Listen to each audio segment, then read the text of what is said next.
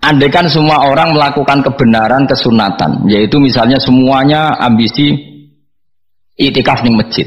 Terus tidak ada orang melakukan kebenaran ngrumat yatim, ngrumat jenazah, ngrumat jalan-jalan raya, kan kacau. Mergo semuanya satu variasi kebenaran itikaf ning masjid. Yatim sedang do mati, mergo do itikaf kabeh. Tapi baru kaya ono sing itikaf ning perapatan, nek ono wong tiba iso nulung, nek ono wong kesasar iso takok. Baru kaya wong sing itikaf ning perapatan. Bismillahirrahmanirrahim. Kulo nek debate omong malah kudu guyu. Malah goblok, ngrungokno tok malah goblok. Wong debat agama kok gak ono referensi, ora ono kitabe. Amen muni menurut saya. Memangnya Anda penting dalam wali ora, ulama ora kok debat agama muni menurut. Memangnya Anda mujtahid? Kudune gak menurut kitab yang saya baca dalam mazhab Syafi'i kitabnya ini begini. Sing sitok bantah dalam mazhab Maliki kitabnya ini. Wah itu keren. Aku teko ning majelis. Debat menurut saya. Emangnya Anda siapa? Nabi ndak, wali ndak, ulama ndak? Kok mau agama menurut Anda? Wis wargane ora mesti kok ape. Makanya dibiasakan pakai referensi, pakai sanad. Agama ini butuh sanad. Inna hadzal ilma dinun fanzuru amman ta'khuduna dinakum. Lihat di muqaddimah Sahih Muslim. Agama ini ilmu, ilmu ini agama. Maka lihatlah ilmu itu kamu ambil dari mana? Karena tanpa sanad ini bahaya. Bahayanya tadi misalnya begini. Ada orang alim soleh berteman orang kafir, atau berteman orang fasik, atau berteman perempuan cantik. Dia alim lah, alim soleh saya ulang lagi. Ada orang alim soleh berteman perempuan cantik atau orang fasik atau orang kafir. Pasti di hatinya satu. Wong ayu nak dikancani wong fasik, engkau malah melakukan hal-hal yang tidak terpuji. Nak dikancani wong alim, syaratnya soleh saya ulang lagi. Dibina, dijak ngaji, diarahkan yang benar, terus dinikahkan sama orang soleh. Ternyata pertemanannya hanya proses ngantar wong ayu tadi baik dan bernikah sama orang soleh. Berteman orang kafir ya dia mengajarkan hujah-hujah argumentasi Islam jika suatu saat berharap menjadi Islam. Tapi orang liberal melihat itu bukti bahwa agama itu bebas. Wong alim nyatane kancanan wong ayu, wong kafir gak masalah. Itu pilihan mbahmu. Ini beda, sama-sama cara zahir kancanan orang fasik, tapi asal orang soleh itu motifnya itu beda. Saya misalnya orang kaya, ada ulama kaya, itu senengannya blonjo kan. Sampai bojone itu marah-marah. Saking parahnya ulama ini, kebetulan keluarga saya nilai anaknya mulai itu anaknya kon golek utangan. Padahal nilai anaknya pertama berangkat dari rumah itu bawa uang, mau ngirimi anaknya di sarang. Itu orang Jawa Timur, kiai alim. Roh bakul kacang ning bis gak mentolo ditukoni. Roh bakul mainan saake wong tuwek Pak ditukoni. Walhasil tok sarangku duwe entek. Tapi gowo mainan, gowo kacang putu-putu. Saake jare. Sama-sama belanja, dia ini niatnya nyebar rahmati Allah. Loh, saya pernah ngalami itu, meskipun di ada skala yang ekstrim itu. Saya sampai sekarang anak saya mulai TK, SD tak sangoni terus. Kadang beli jajan yang dia sama sekali gak doyan. Dulu ibunya yang marah sebelum ora dipangan kok dituku Gus. Ya masih ora dipangan, bakule tetap seneng. Butuhe bakule iku payu ora kok dipangan ta ora. Tapi utek-utek medhit ini kan pikirannya kan. Nara dipangan aja tuku ya sakit bakule ndonga supaya laris. Lah duit 5.000 bagi kita kan ndak penting wis bentek, ben manfaati bakul-bakul. Karena orang kadang dikasih itu malu loh karena ndak diharga diri. Tapi kalau lewat jual beli kan seneng. Ya banyak ulama yang gitu boros tapi niatnya menyebar roh. Asal orang soleh itu baik-baik saja. Orang soleh melete. Wah duitku akeh tenang wae. Cara zahir melete. Ternyata ngenakno sing dikai ben ora perasaan. Nah misalnya wong soleh terus sopan, duitku pas-pasan tak pangan sesuk wae ora ono. Sing dikai ya sungkan le dol-dol. Maka wong soleh kudu melete ben sing dikai ora sungkan. Bareng kayak duit wong 100.000. Lah iki lanjiran duitmu akeh ora iso tak hitung ning omah. Ijek karungan. Lah kok karungan piye? Duit 1.000 kerja kok karung gak sak. Butuhe ngenakno sing dikai apa? Ngenakno sing dikai. Asal wong soleh, dia ngomong gitu itu niatnya juga soleh. Tapi nak wong ra soleh, pancen melete tenan. Bolak-balik wong ra soleh itu masalah. Makanya kancani wong soleh. Wong soleh itu orang yang luar biasa. Kanjeng Nabi ku nak dahar sering ning jobo. Ya biasa. Ketok wong akeh. Karena Nabi gak ada kepentingan beliau jadi Nabi setelah Nabi Isa alaihi salam yang saking sakralnya, saking priainya malah kebablasan dianggap sebagai anak Tuhan. Maka Nabi ngetokno kemanusiaan. Bahkan kalau dahar itu sering di luar. Gue ngetokno nak Nabi itu dahar sebagai umumnya kayak apa orang soleh. Lho kula nate berusaha khusyuk iku meneng. Malah nyipi kuwi elek. Mergo aku ora meneng wae wibawa, nak meneng malah buyute wibawa. Akhire wong rawani takok agama. Nak ana ora takok agama terus takok wong liya, takok rugen malah ra karu-karuan. Tapi baru kayak aku sering guyon gejlokan orang berani tanya. Baru kayak berani tanya, ilmu dikembalikan pada ahlinya. Jadi wong soleh ku ngomong terus yo barokah saenake yo barokah asal dekne soleh alim barokah terus. Tapi nak wong ra saleh goblok ya mbok meneng ben wibawa. Nak ibadah anggap wali terus akeh sing sowan innalillahi wa inna ilaihi rajiun. Aneh-aneh wae. Modus yo jenenge wae. Lho iya, kaya kasus di Probolinggo andekan wong ra jubah niku ora ono sing percaya. Dia dipercaya karena modus apa? Kesalehan. Umpama ndekne nganggo kathok seprapat terus pakpon ning pasar, ayo aku bisa gadakan uang, percaya ta ora? Baru kayak jubahan ibu-ibu soleh. Maka sarana kesalehan ini kalau di mata orang nggak soleh, di tangan orang nggak soleh itu bah. Nah, makanya kata ulama, kata Imam Haram, kena alim, urip biasa wae. Dia sampai kowe terlalu khusyuk terus nak ngomong dindel, padahal keliru ngomongmu iku. Mergo anti ilmu. Bener kok sampean ini bener. Ora alim wis sepeda motor ya sampai dang-dang sampai rokokan itu wis bener. Beda bebo khusyuk malah bahaya. Dikira ahlul ilmi jebule gloyor napa. Mulane kan apa melete tak anggap pinter ini. Menutupi apa nih? Wis pokoke terusno dhewe.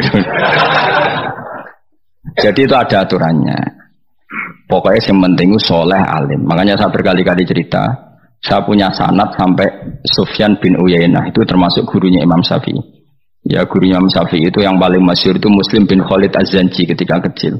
Beliau diajari sufi oleh Sufyan bin Uyainah. Kemudian ngaji hadis sama Imam Malik. Cuma di Indonesia yang terkenal beliau hanya muridnya siapa? Imam Malik. Sebenarnya dia ngaji lama itu malah sama Sufyan bin Uyainah. Sufyan bin Uyainah ini yang punya riwayat bahwa Nabi Isa dan Nabi Yahya pernah bertemu. Ketika bertemu di satu kampung, sing Nabi Isa tanya, "Aina sirarun nas?" Lalu rumahnya orang-orang fasik di mana? Sing Nabi Yahya selalu tanya, "Aina khiyarun nas?" Lalu rumahnya orang-orang baik di mana? Ini sama-sama Nabi dan sama-sama muda. Kita tahu Nabi Isa juga wa atainaul hukma wa sobiyah. Nabi Yahya khudil kitaba biquwwah wa atainaul hukma sobiyah. Nabi Yahya juga mulai cilik alim. Nabi Isa juga mulai cilik alim. Wa yukallimun nasa fil mahdi wa kahla. Ini sama-sama orang alim mulai kecil, hanya dua itu, Yahya dan siapa? Isa. Itu sezaman. Saya ulang lagi, sezaman. Sama-sama anaknya orang keren. Yahya bin Zakaria, anaknya Nabi. Isa bin Maryam adalah wali besar nasabnya. Akhirnya Nabi Isa yang mulai tanya, "Limada tas'al aina khiyarun nas?" Kenapa kamu tanya rumahnya orang-orang baik di mana? Kata Nabi Yahya, kumpul orang soleh itu enak, nyaman. Ya kan nyaman kan kumpul orang soleh, tidak ada narkoba, tidak ada kegaduhan, tidak ada berisik. Terus gantian Nabi Yahya tanya, "Limada tas'al aina sirarun nas?" Lalu kenapa Anda tanya di mana rumahnya orang-orang buruk? Terus kata Nabi Isa, "Anan Nabi, saya ini Nabi, biman zilatit tabib, ibarat dokter, udawil marto, maka saya mengobati yang sakit." Kalau Anda seorang dokter, nyari sampling penyakit, nyari di endemik daerah penyakit apa daerah sehat? Penyakit. Ya tapi kalau kamu takut ketularan, nyari daerah sehat apa daerah berpenyakit?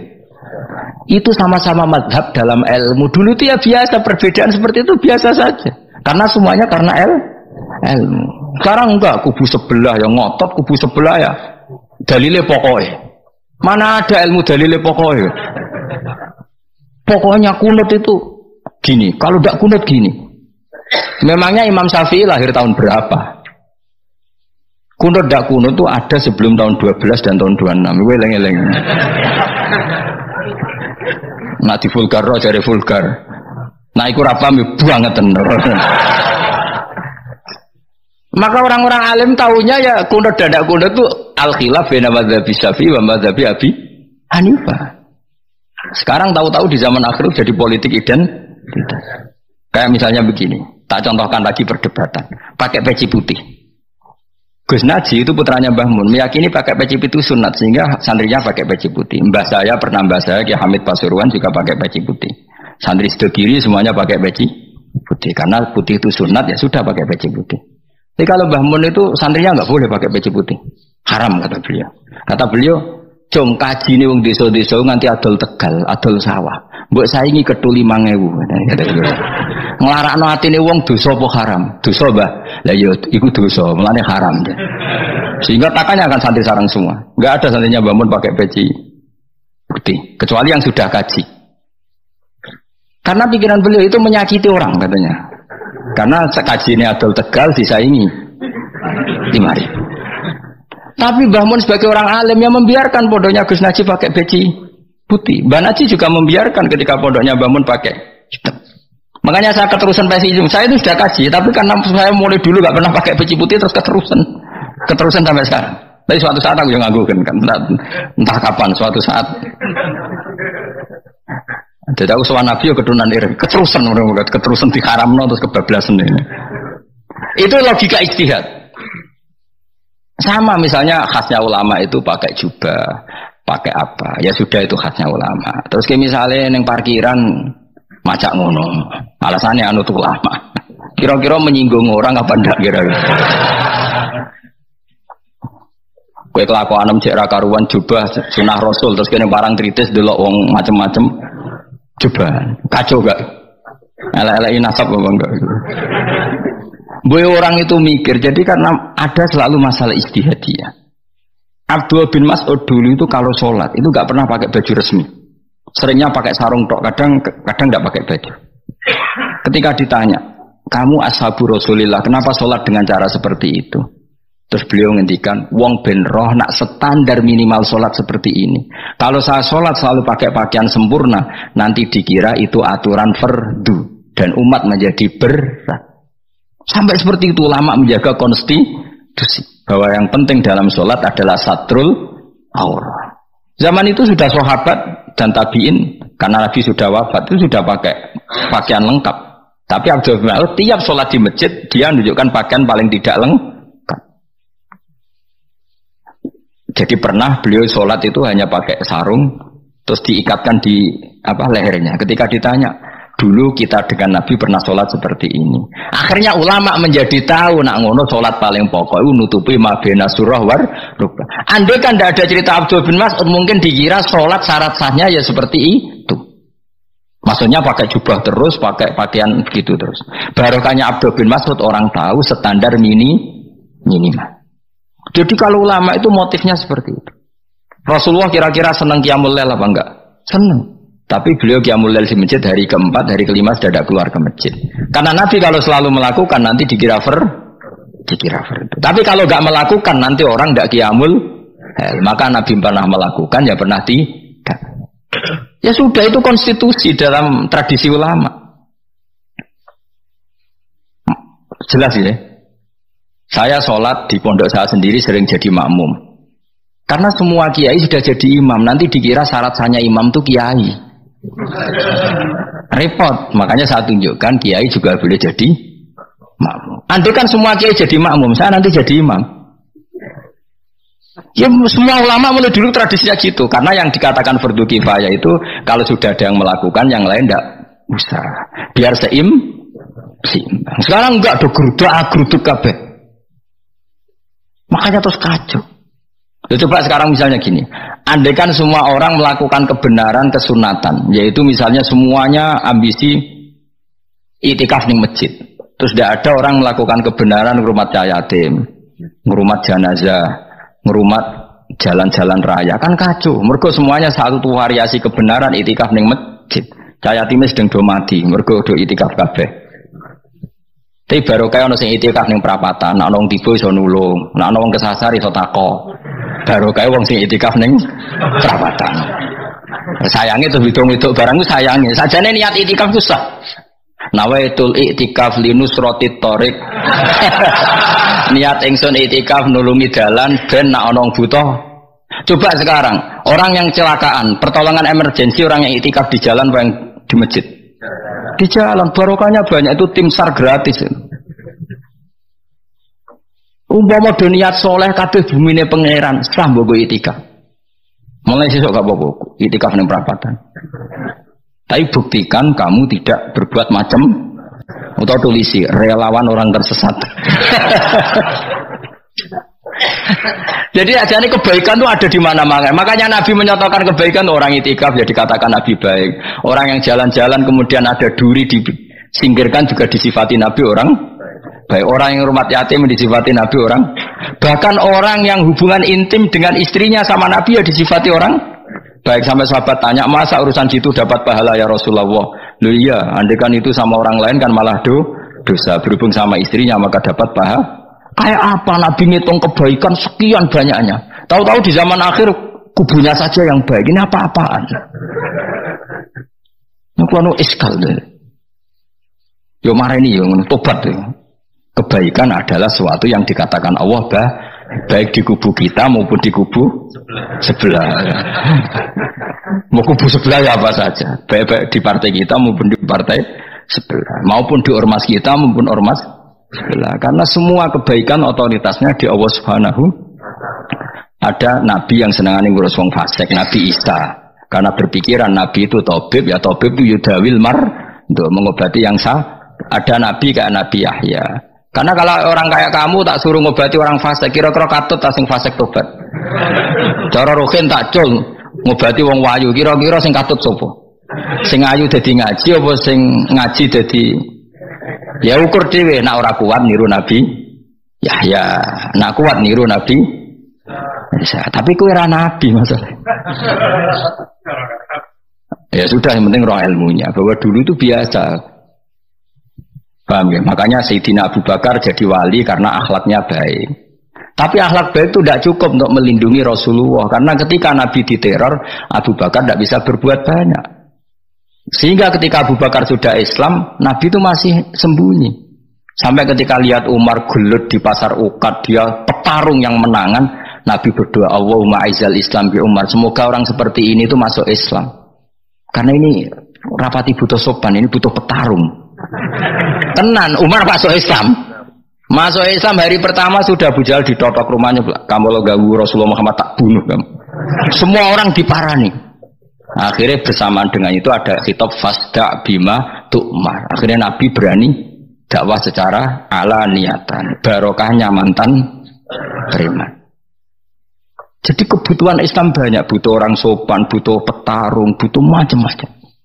Butuh wong lomo, butuh wong fikih sabar itu sakit, rasa ditambahin. Karena jumlahnya sudah overload yang fikir itu rasa di produk sudah masif lah, sudah. Jadi orang kalau gede mau fikir, maksudnya jumlahnya sudah banyak. Jadi itu kayak apa kearifan Rasulullah? Makanya Abu Bakar pertama jadi khalifah. Ketika beliau mau wafat, itu nunjuk Umar jadi khalifah coba. Padahal beliau wataknya lemah tapi menunjuk orang yang sangat kasar, yaitu Sayyidina. Karena beliau insaf, tidak semua kebaikan terwakili oleh orang berakhlak. Kadang kebaikan terwakili orang yang tegas, kayak Sayyidina. Kayak apa insafnya para sahabat? Iya toh, kalau di internal akhlak itu baik, tapi kalau di eksternal ngadepi orang nakal, yang baik itu orang tegas. Coba misalnya ada preman di perapatan, mau ganggu kiai, ikut di santri sopan mau dilu, pusing kan? Tidak di semua santri kayak Rukin mantan preman, ayo gelut, oh mati orang tinggal popo.